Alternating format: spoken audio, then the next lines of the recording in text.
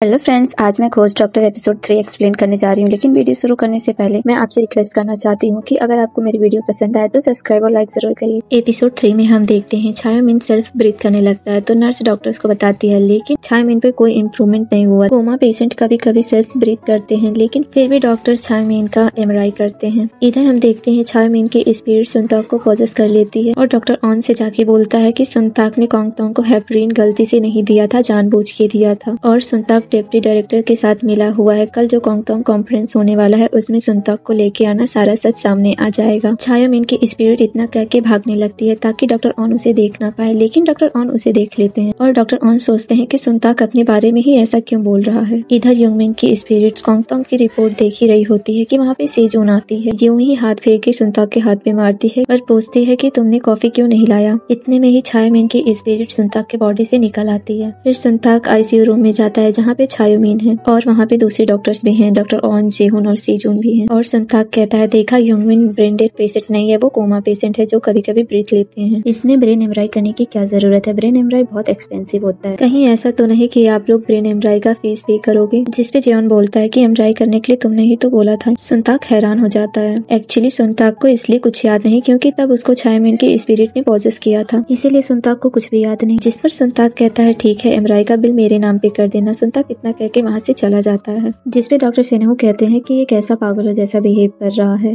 फिर doctor on सेजून से पूछते हैं कि तुम वो क्या बोल रहे थे, हम सेनू ने तुम्हें कुछ करने के लिए बोला और तुम उससे मिले हुए हो। इस पे सुनताक बोलता है, मैंने ऐसा बोला? हम सेनू ऐसे पोजीशन में नहीं है कि वो मुझे ऑर्डर करे, हम दोनों किसी बात पे एग्री होते ही नहीं। जिस पर डॉक्टर ऑन कहते हैं, कल 9 बजे कॉन्फ्रेंस में आ जाना, तुम कुछ सच बोलने वाले थे। ये डॉक्टर छायामीन की रेपुटेशन की बात है। तभी वहाँ टेक्स की घोष आके युंगमिन के गोष्ठी बोलती है, क्या तुम ये सोच रहे हो कि तुम सुनताक के बॉडी में जाके सच्चाई बाहर लाओगे? तो ऐसा बिल्कुल भी मत करना। घोस्ट के लिए और इंसान के लिए कुछ रूल्स होते हैं जिन्हें हमें फॉलो करना पड़ता है। वो बोलते हैं, अगर तुम बार बार ऐसे सुनताक को पॉजेस करोगे तो उसकी लाइफ में बहुत सारी प्रॉब्लम्स आएंगी। टेक्स बोलते हैं कि तुम सुनताक के ऊपर छोड़ दो, वो सच्चाई सबके सामने लेके आएगा। अगले सीन में हम देखते हैं कॉन्फ्रेंस में छायामीन जाता है, लेकिन वो सुनताक को पॉजेस नहीं करता। वह टेक्स की बात मान के देखना चाहता है आखिर सुनताक सच्चाई कैसे बाहर लेके आएगा। अब कॉन्फ्रेंस में सुनताक से पूछा जाता है कि क्या उसने कॉन्गतांग को हेपरिन दिया था, जिसमें सुनताक बोलता है उसने कॉन्गतांग को हेपरिन नहीं दिया, सिंगल पॉइंट भी हेपरिन नहीं दिया। उसकी इस बात को प्रूफ करने के लिए एक नर्स है एज ए विटनेस। उस समय कॉन्गतांग के रूम में नर्स भी थी जब सुनताक देखने गया था। जेहुन ने उसे बोला था 5000 ऑफ हेपरिन देने के लिए, लेकिन सुनताक नहीं देता। वो कॉन्गतांग की मेडिकल चार्ट देखता उसमें कि कॉन्गतांग की कंडीशन अच्छी है, जैसा छायामीन ने कहा था 5000 ऑफ हेपरिन देने के लिए वैसे दिए जा रहे थे। वो बोलता इसीलिए मैंने हेपरिन नहीं दिया। उसकी ये बात प्रूफ करने के लिए नर्स भी है, जिस पर नर्स बोलती है कि सुनताक सच बोल रहा है। हन सांगो को बहुत गुस्सा आता है क्योंकि वो सुनताक को फंसा नहीं पाता। इस तरफ युंगमिन सोचने लगता है कि आखिर सुनताक ने हेपरिन नहीं दिया तो किसने दिया। और सीन चेंज होता है। छायामीन कुछ कोमा घोस्ट को देखता है जो कि छायामीन से बहुत गुस्सा है क्योंकि छायामीन बाकी पेशेंटों की तरह उन्हें ट्रीट नहीं करता था, क्योंकि वो कोमा में थे,